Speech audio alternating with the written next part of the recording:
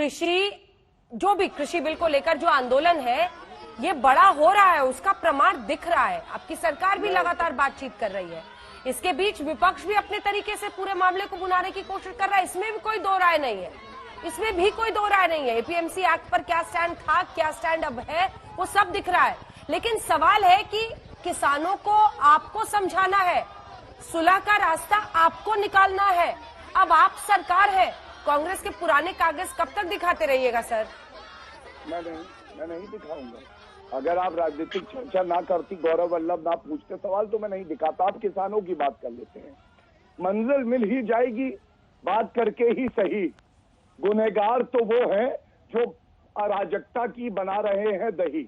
मतलब आप मुझे बताइए, आज 7 बजे बातचीत है, कल फिर से बातचीत है। और सबसे बड़ी बात है, जब अध्यादेश आया और उसके बाद जब कानून पारित हुआ, उसके बीच में 92 लाख किसानों से और नागरिकों से बातचीत करी गई वेबिनार के थ्रू, क्योंकि कोविड का समय था। आप बताइए, पार्लियामेंट में चर्चा हुई 5 घंटे और 7 घंटे, लोकसभा और राज्यसभा में। राहुल गांधी क्यों नहीं आए पार्लियामेंट में चर्चा करने, ये बिंदु उठाने? तो मैं इतना ही कहूंगा, सारे हल निकलेंगे। किसान हमारा सम्मान है, हमारी पहचान है अंजना जी।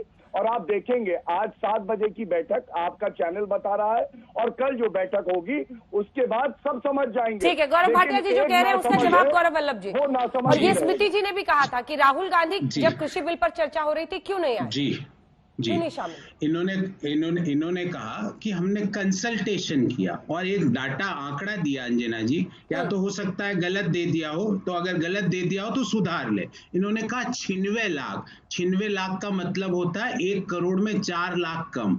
भाई साहब, 96 लाख हिंदुस्तान ही नहीं, दुनिया में अभी तक 96 लाख लोगों का कंसल्टेशन कोई चीज पे नहीं हुआ। थोड़ा तो पढ़ के आइए, झूठे आंकड़े कब तक देंगे? दूसरी बात प्लीज मेरे बीच में ना बोलिए, मैं आपके बीच में नहीं बोला, मैं आपके बीच में नहीं बोला भाई साहब, मैं आपके बीच में नहीं।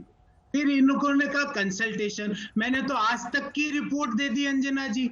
आज तक बोल रहा है कि जिस किसान का जिक्र प्रधानमंत्री जी ने, धुले के किसान जितेंद्र भोई का जिक्र मन की बात में किया, वो स्वयं इन 3 काले कानूनों का विरोध कर रहा है। आज तक की रिपोर्ट है, ये मेरी या भाटिया जी के रिपोर्ट नहीं है, ये आज तक की रिपोर्ट है। कंसल्टेशन का तो इनका है ना। ये राहुल गांधी चर्चा में क्यों नहीं शामिल हुए, विपक्ष ने क्यों नहीं हिस्सेदारी दिखाई?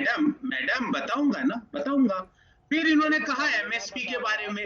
मेरे पास 2009-10 से लेके 13-14 और 17-18 से लेके 20-21 तक के एमएसपी के बढ़त के सारे आंकड़े हैं।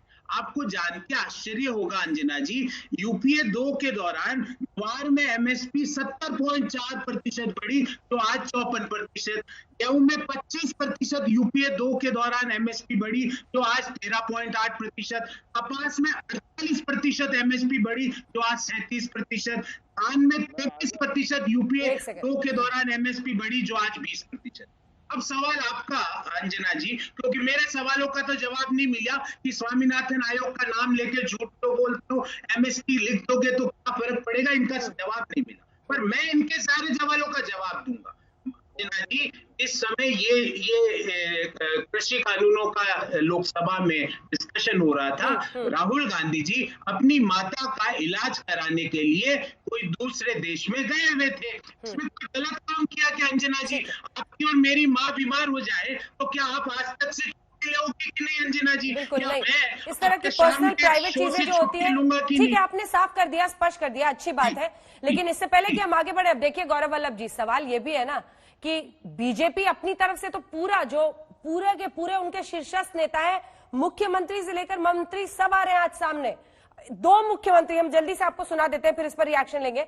2 मुख्यमंत्री बीजेपी शासित राज्यों के सामने आए, क्या उन्होंने कहा है, जल्दी से सुनिए। यूपीए की चेयरपर्सन थी सोनिया गांधी जी, श्रीमती सोनिया गांधी जी। प्रधानमंत्री जी थे श्रीमान मनमोहन सिंह जी, जो वकालत करते थे कि कृषि कानूनों में यह सुधार होना चाहिए। आज मैं सीधा सवाल सोनिया गांधी जी से करना चाहता हूं, उनको जवाब देना पड़ेगा। आप वकालत करती थी, और ये जो मॉडल एपीएमसी एक्ट है उसमें क्या था? ये दोहरे चरित्र वाले लोगों से किसानों को बचने की आवश्यकता है। ये किसानों के साथ अच्छा नहीं कर रहे हैं। कांग्रेस डूब चुकी है और आज वो किसानों के कंधे पर बंदूक रख करके और केंद्र सरकार पर निशाना लगा रहे हैं। अब हमारे साथ पप्पू जी भी जुड़ गए हैं। पप्पू यादव जी जल्दी से, लेकिन गौरव भाटिया जी जवाब दीजिए उनकी बातों का। वो कह रहे हैं कि सरकार में आप हैं, सरकार को जवाब देना चाहिए। ऐसे में उन्होंने पर्सनल रीजंस बताए और इन बिंदुओं पर बहस करके देश को हासिल नहीं होगा। बड़ी चुनौती आपके सामने। नहीं अंजना जी, देखिए सबसे पहले तो मैं ये कहूंगा किस बात का उत्तर दिया इन्होंने। एपीएमसी एक्ट रिपील करेंगे, अंग्रेजी का इनका मैनिफेस्टो कहता है, इन्होंने उत्तर नहीं दिया उस पर। हिंदी का कहता है संशोधन, ये भूल गए। दूसरी बात, इन्होंने कहा सोनिया गांधी जी की तबीयत नहीं ठीक थी। ठीक है, राहुल गांधी जी वहां गए, क्या सूचना दी थी लोकसभा अध्यक्ष को? क्या किसानों को ये बात कभी बताई थी? और बाकी सब छोड़िए, आप तो किसानों के साथ खड़े होते हैं ना। मैं पूछना चाहूंगा, राहुल गांधी आपको दिखाई दिए क्या इन 10, 11, 12 दिनों में? मुझे नहीं दिखाई दिया। हाँ, ट्रैक्टर में एक बड़ी सोफा लगाए हुए, गद्दी लगाए हुए बैठे हुए थे। जहां जाएंगे गद्दी चिपकी रहेगी और उसके साथ साथ आंदोलन करेंगे, ये सत्य है।